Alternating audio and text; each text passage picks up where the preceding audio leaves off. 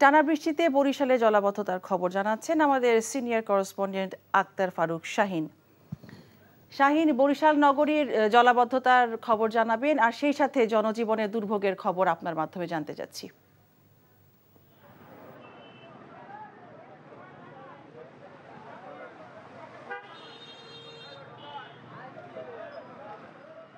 মিতা, আমি এই মুহূর্তে দাঁড়িয়ে আছি বরিশাল নগরীর অন্যতম একটি ব্যস্ত এলাকা, নগরীর বটতলা এলাকায়। এবং আমি যদি আপনাকে দেখাই, আপনি দেখতে পাচ্ছেন যে এখানে কিন্তু এই পুরো সড়কটি জুড়েই কিন্তু পানি জমে আছে।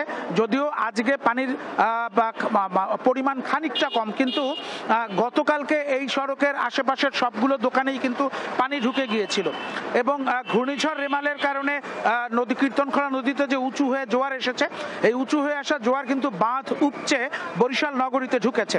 এবং এই বাঁধ উপচে ঢোকা পানি আর এর সাথে একটানা বৃষ্টি যোগ হয়ে পুরো বরিশাল কিন্তু তলিয়ে গেছে এবং এখনো বরিশাল নগরীর অনেক এলাকা কিন্তু পানির নিচে।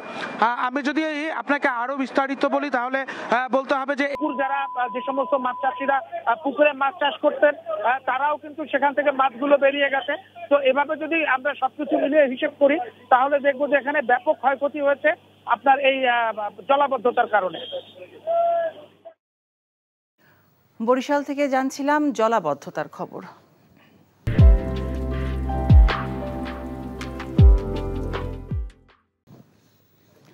ঘূর্ণিঝড়ের প্রভাবে বৃষ্টির কারণে রাজধানীবাসী জলাবদ্ধতায় নাকাল হয়ে পড়ে। আজও সকালে বৃষ্টির কারণে ঢাকার অনেক এলাকায় হাঁটু সমান পানি দেখা গেছে। এ ব্যাপারে জানতে আমরা কথা বলছি আমাদের স্টাফ করেসপন্ডেন্ট জুনায়েদ আল হাবিবের সাথে। জুনায়েদ, বেলা প্রায় 12টা, তো এই মুহূর্তে আসলে রাজধানীতে জলাবদ্ধতা বা যানজটের অবস্থা কেমন দেখছেন আমাদেরকে জানাবেন।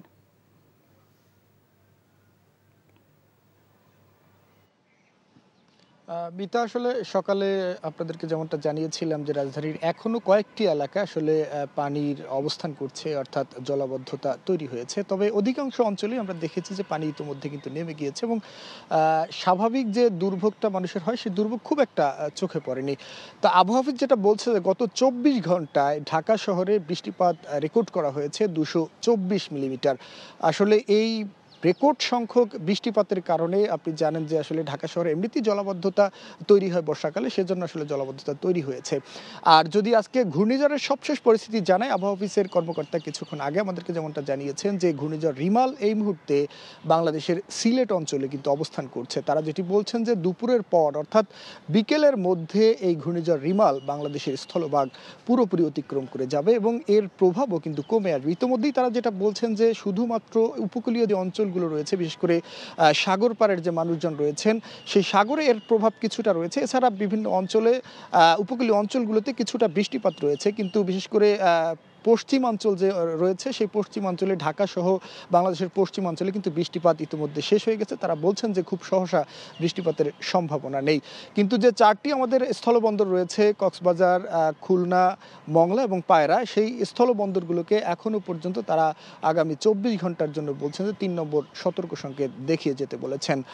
তো মিতা, সবকিছু মিলিয়ে বলা যায় যে যে ঘূর্ণিঝড়ের প্রভাব, সেই প্রভাবে কিন্তু অনেকটাই ক্ষতিগ্রস্ত পুরো দেশ যেমন ক্ষতিগ্রস্ত হয়েছে, রাজধানীতেও কিন্তু এর প্রভাব আমরা পড়েছে।